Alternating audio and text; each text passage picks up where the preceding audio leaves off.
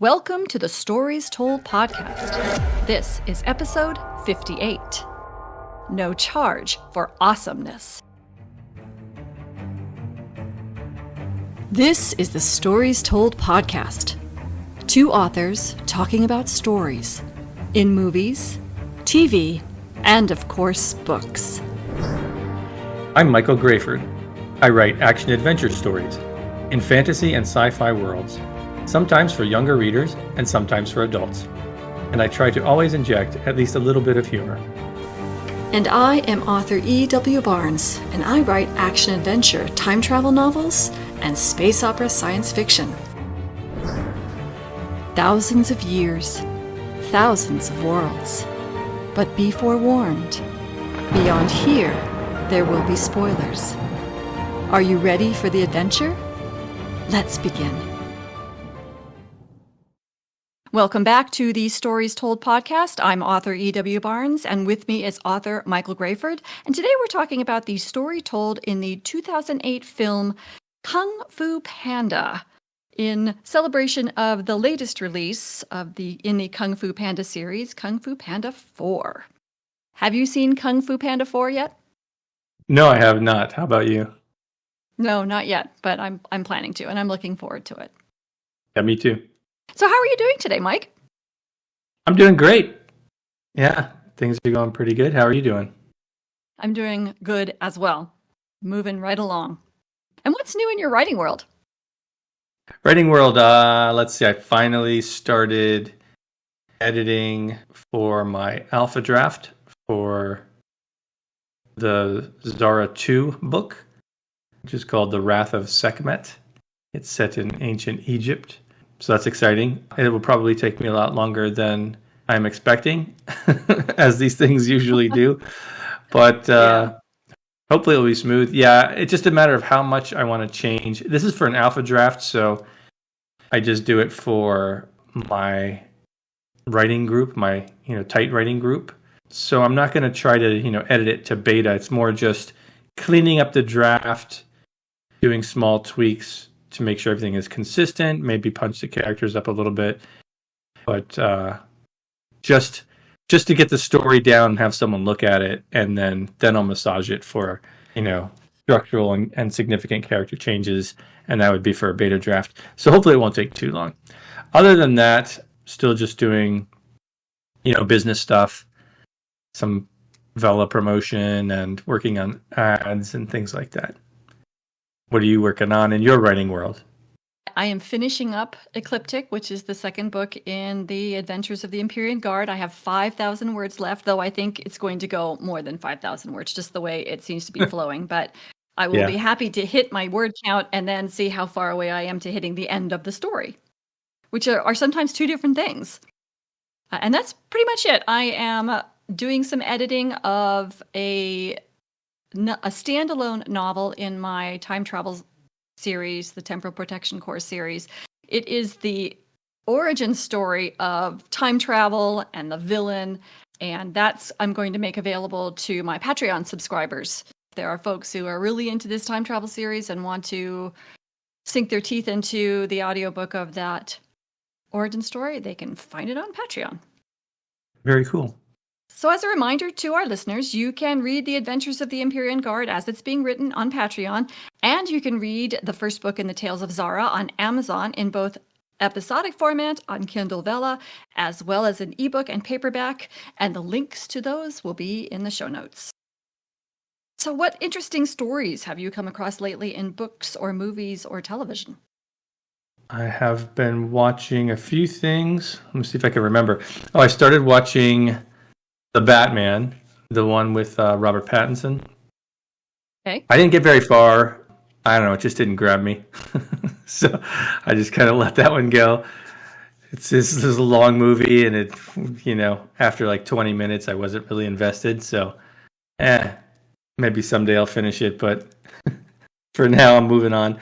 And then I've been watching the Netflix series, The Fall of the House of Usher. Yeah. Which, is based off of the Edgar Allan Poe stories. Not just that one, but he incorporates elements from, various of his stories and poems. I think it's quite good, but it's also quite adult and disturbing. It's definitely rated R, so that's something to keep in mind if you're interested in watching it. But it's neat. It's neat seeing the way he incorporates elements from Poe's stories. It's like not just one, pieces of this and pieces of that, and he puts them all into one story. So that's fun to watch. I really like Edgar Allan Poe's stuff. Yeah, I mean, there's probably something else I've watched, but those are the things that come to mind. How about you? What have you been watching or reading?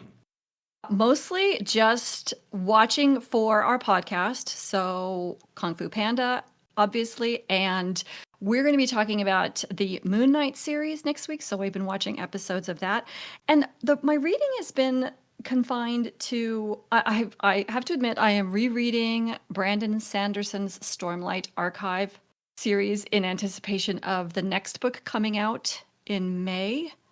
And I've also been reading for the current series that I'm writing, The Adventures of the Empyrean Guard. I've got a couple of elements in the stories that are based on historical events, such as in the current story, the two galactic powers have kind of like a neutral zone between them, and the quote-unquote bad guy galactic power is erecting a barrier between them right now in the story. And so I've kind of framed that a little bit like the Berlin Wall. So I've been reading about the Berlin Wall, which is not a pleasant read in a lot of cases. No.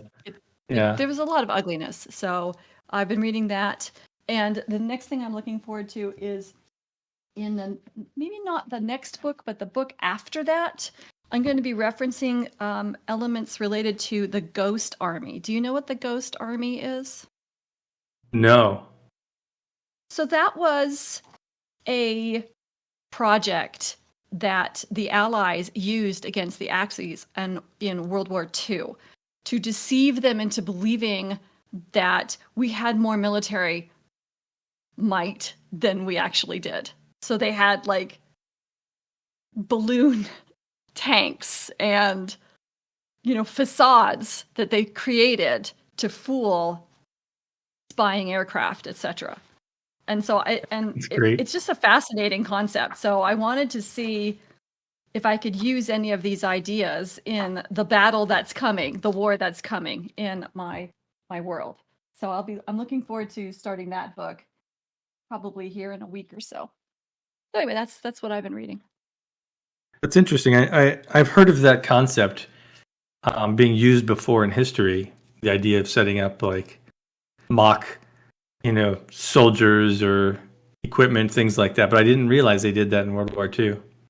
And I know that you have set your current work in progress in ancient times and utilizing ancient cultures. What kind of research have you done for those?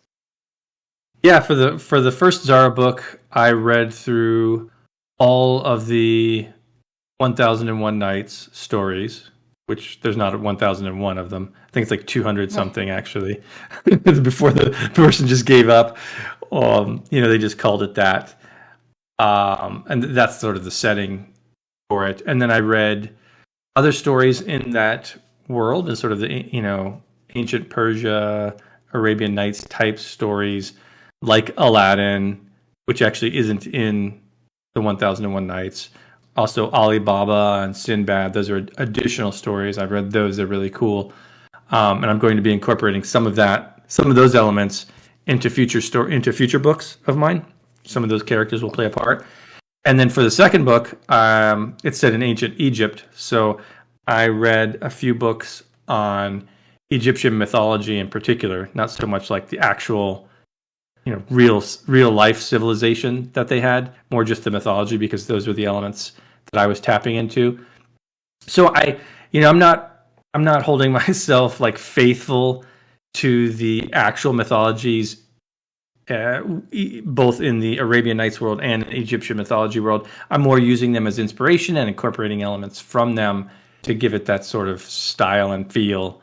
But I'm not. I'm not trying to make it like historically accurate or even accurate to the mythology, because I don't want to just retell the mythology. What's the point of that? So I'm sort of making it my own world and combining the the Arabic mythology with the Egyptian mythology. So it's been fun. Well, that sounds really cool. So speaking of myths and legends and legendariness, are you ready to talk about Kung Fu Panda? Yes, let's do it. Today we're talking about the story told in the 2008 film Kung Fu Panda, and I will read the synopsis that you can find on IMDb. To everyone's surprise, including his own, Po, an overweight, clumsy panda, is chosen as protector of the Valley of Peace. His suitability will soon be tested as the valley's archenemy is on his way. So do you like this movie, Mike? Yeah, it's really fun. Just the story overall. It's a good-hearted movie. It's a wholesome story. I really enjoyed it. A lot of little nice elements. I also like kung fu and martial arts movies and seeing the different styles represented. So it was fun for me from that perspective, seeing like the Furious Five and how they each fight in their own style, whether it's the crane style or the snake style or the whatever and then we get panda style, I guess. So I really like that. It's fun. I love the fact that it does the thing that you're told as a writer not to do, which is open your story with a dream, the dream sequence. Of course, I think it's easier to get away with that in movies. There's a number of movies that do that. But I just thought that was funny because you hear that so often in writing advice. Don't start with a dream. But it can work if it's done right. In this case, it's for fun and it's for setting up sort of the Poe character and what we get to see what he wants, and we see it like he wants it so much it's in his subconscious. So I really like that. I like the way they set that up, and then I love how obviously he's selected as the Dragon Warrior to everybody's surprise, and Shifu, the trainer, is like, this is ridiculous. This can't be right. But then once he accepts it and starts training him, I love that he actually has fun when he's training with him. Once he accepts, like, okay, I have to change myself in order to train him in the way that he can be successful, right? Instead of the way he trained everyone else. So I really like that. And that comes into play later in the end, in the climax, when Poe has to figure out what he's doing and how he's going to do it, how he's going to become the Dragon Warrior, accept that he is, and step up to the plate. So all those things connect together. I really like that. And this is an aside. I think it's funny that they just never explained to Poe that he's not his father's actual son. It's just there. It's obvious. It's obvious to the viewer. We all know this, but they never treat it like other than, okay, it's father and son. And they never explain it. It's funny. Obviously, that comes into play in future movies. I forget which one, but it's funny. I didn't remember that they three. Yeah, I didn't remember that they never even talked about it in this one. I thought that was funny. But yeah, overall, I liked it. I thought this is a fun movie. It's a wholesome movie. I like the kung fu aspect of it, the stylings. I love what they do with the character of Poe. He's so, like you said, clumsy and not competent in kung fu, but he gets to use, his particular skill set and grow and actually solve the problem of the story. Did you like it? What are your thoughts? What did you like about it? I love this movie. And as we've talked about before in other movies, I love a story that has beautiful setups and beautiful payoffs. And this is one of those stories. We know from the very beginning what the issues are, and then we get to see them resolved so satisfactorily at the end. Poe is our everyman character. He's us. And he's so relatable to anyone who is a fan of any kind, right? He is a fan of Kung Fu. He is a fan of the Furious Five, right? And he is so enthusiastic. And he's there just for the enthusiasm of it, for the love of it. And his being selected as the Dragon Warrior is an accident, quote unquote, except that there are no accidents. So, his being there is all about his love of Kung Fu, not because he wanted to be the Dragon Warrior. And that's going to play into theme, I think, in my opinion, as we talk about theme a little later on. I also like how Poe's internal conflict and his external conflict are essentially laid out for us right at the beginning. We don't know how it's going to be woven in, but we know he's got his internal conflict of loving kung fu and doing noodles, and the external conflict of Tai Lung threatening the valley. And we know that like from the get-go. And I love how they just set that up. And you're like, okay, you can just sit back and say, how is this going to play out? I also actually do enjoy the dream sequence opening, but mostly because it's echoed in the end. Again, it's that setup and that payoff at the end, right? In the dream sequence, you see the legendary legend of legendary awesomeness emerging through the mist with his, woven cap and his cape. And at the end, you see the Dragon War emerging from the mist, except that he's wearing a wok on his head and he's got his noodle apron on, but it's still the same imagery mirrored at the beginning and the end. I just love it. I thought that was so perfect. So yeah, this is, what can you say? It's a great story. I don't know how long we're going to be able to talk about how good this is, because it's just a well done story. It's like all the well done stories that we have talked about. We're engaged with this character from the beginning. We can relate. We're all fans of something. We all get excited about something. We all kind of wish our lives were a little different in some way. And that's part of the journey that he has to go on. So yeah, I really enjoy this movie a lot. Yeah, you're right. It's so relatable, and it's just a clean, tight story. Yeah. With its cleanness and its tightness, is there anything that you might have changed as a writer? There's maybe a little bit. It would probably end up reducing the clarity and the effectiveness of the story. But for me as a viewer, like, I found myself wanting to know more about the Furious Five. Like, who are these characters? We don't really get a whole lot from them, other than they were trained by the same master, and they're super powerful, super competent warriors in kung fu.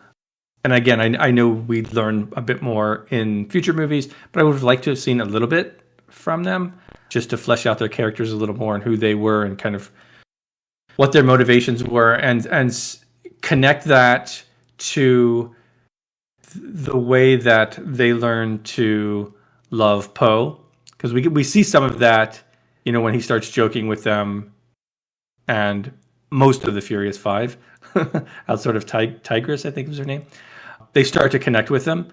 I think that could have been a moment where, if each of them had like one little thing that was their own, we saw in their background or something they had to work on, and he helped them with it or something. We see them coming out of their shell, some way to like connect those a little bit more. Again, it kind of would probably take away from the direct focus of the movie, because this movie, the story is very straightforward. And maybe for me, I was wanting just a little bit more, maybe like having those characters provide a little like subplot or something to give the story a little bit more depth. I don't know that it's necessary. It's such a fun movie, but that was one thing that I noticed, sort of on the structural storytelling standpoint of things. That other than that was about it as far as significant changes. How about you? Was there anything that you would improve in this story? I have the exact same note, that I would have liked just a touch more of individuality for each of the Furious Five. That's it. Just something that would, if I had my eyes closed, I would be able to know exactly which of the Furious Five was in the scene because of something in their personality and not just their voices. That's what I would have liked. And it's exactly the same thing. It's such a small thing, but I think it would have made it just slightly richer. Yeah, it would have made it a little richer, right? I think through this time, a couple of those, they have only like 2 lines. Like Jackie Chan has like 2 lines in the movie, I think. It's like very, very little. And it made me realize that we don't know anything about these characters, really. They're caricatures, really, of like, they're just representative of this style for the most part. And how about the theme that you derived from this story? Was there any prevailing theme that you identified? Yeah, there's definitely theme.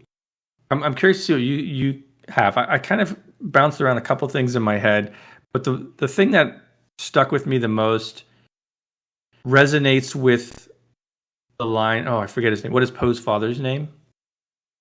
Dad. Yeah, Dad. Right. Okay, so he says, well, actually, I don't know if he says this or if Poe says this, but basically, one of them says, there is no secret ingredient. And I think that, to me, hinted toward the theme. The theme that I came up with was, there's two of them. Well, first one, if you believe in yourself and use your unique strengths, you can overcome impossible challenges. So that was one. And the other thought I had was, and it kind of relates, you don't always have to do things like everyone else does in order to succeed. Okay, nice. So yeah, what do you think of those, and what did you come up with? I think those are good. And I think, I think it's very clear because that's what the secret ingredient conversation's about. It's about this works because you believe, and you've got to believe when you understand your own strengths and weaknesses. So I think you pegged that perfectly.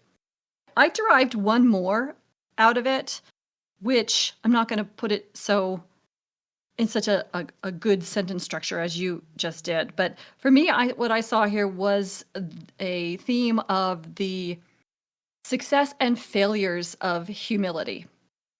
Because each one of these characters struggles with humility. We've got Tai Lung, who, when not being selected as the dragon warrior, erupts into a rage rather than accepting that in a humble way that he wasn't the right one. Shifu doesn't accept his master's choice of the dragon warrior in a humble way. The Furious Five don't accept the choice of Poe as the dragon warrior in a humble way. Alternatively, Poe is too humble and has to find that belief. And dare I say pride, but pride isn't, I don't think, the right word. Confidence. I think that's it. Confidence in his skills and what he brings to the table, because he comes very humble, almost too humble. And it's not until he gets his training and encouragement from Shifu that he then begins to find that confidence. I don't know. What do you think? Oh, that's great. As you were saying that, I think it's almost like there are two ways of looking at the story, two different themes. One is from Poe's change that he has to go through, right? Like you said, he has to get confidence, and that ties into what I was saying, where you have to believe in yourself and use your unique strengths to overcome impossible challenges, right? That's his journey that he has to go on. But if you look at him as what I've referred to in the past as sort of a steadfast hero, a stalwart hero, where this is the one, he's not necessarily going through the most change, but he's changing the people around him. Yeah. Then if you look at it from that perspective, your lesson on humility is fantastic. You're right, because literally all the other characters have to change and learn that by seeing, this character who's this everyman, right? He's just a panda. He doesn't have any skills, and they have to humble themselves and realize, hey, wait a minute, this isn't all about me, and I have to lower myself down a peg. So if you look at it from both perspectives, you're right. I think there's two different themes going on in the story. That's a very good insight. Thanks. So as a writer, what do you take away from the story told in Kung Fu Panda? My takeaway was actually toward the last thing that you mentioned, where it's rooting for the underdog, right? The everyman. Never underestimate the power of that. Like you said at the beginning of when you were talking about what you liked, it's like, here's this character that we can relate to. Like, we all have this dream. We all want to be, excellent at this thing or take part in something great, and whatever it be in anyone's individual circumstance. It's so nice to just watch this guy. He just wants to see what's going on and see who's going to become a dragon warrior. He wants to be part of it just from a viewing standpoint, and then he gets to take part in it. I think we can all relate to that, and that power of rooting for the everyman, I think, is really powerful. That's a good one. What is your takeaway? I think my takeaway is to remember that it's okay if the reader knows what the conflict's going to be. As we talked about, we saw what Poe's internal and external conflict was in the first 5 minutes. And it's okay to remember that the fun of the story is for the consumer of the story to sit back and learn how the conflict is going to be resolved. You don't have to hide the ball. You can just say, yep, this is what's going to happen. Now, how are we going to do it? And I think that's a Yeah, good thing to remember as a writer. that's great. Thanks. Yeah, especially in this case, because you're thinking, how is this panda possibly going to defeat this guy, right? Maybe that's the setup from the, it's going to happen, but that's the setup. Like, how is this going to work? So seeing it play out is great.